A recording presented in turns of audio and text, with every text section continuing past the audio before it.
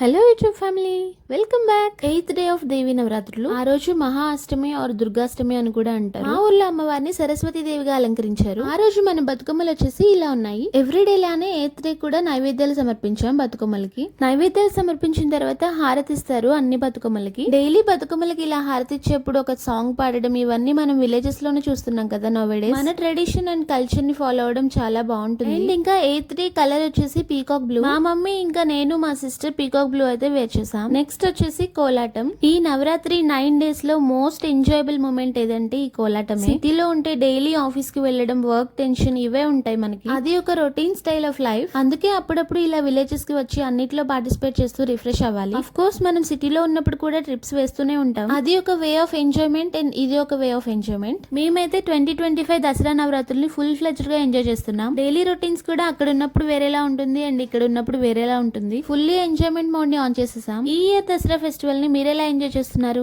Do let us know in the comment section. Video నచ్చితే please like, share and subscribe. Bye bye.